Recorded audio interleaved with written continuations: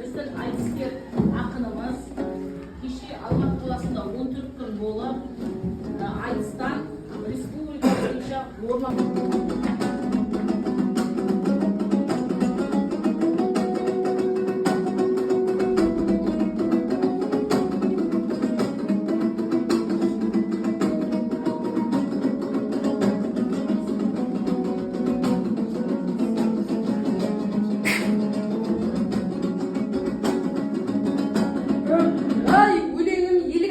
датым болар, датымды жеткізуге хақым болар.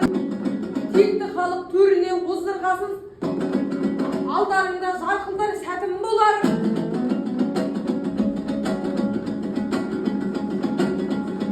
Айналысуға уақыт табады.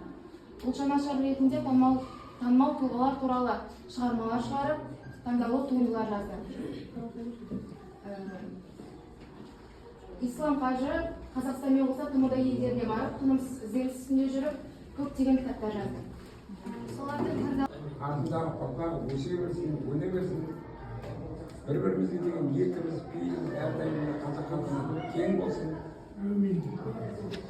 Енді мына алыстан келген, жақыннан келген жолаушылар жолыққанда қорықпай, мен ешкім желкемен қысып жүрген жоқ дейді. Бір адамдар желкесінен қыса берген. Соғыс. Ол ағаның құдіреті, жын пәлетінде қуатын қасиеті бар. Мен оны екі-үш сөзден 80-дегі адамдар көп жүр ғой қатарда. Тұра алмайды дейді.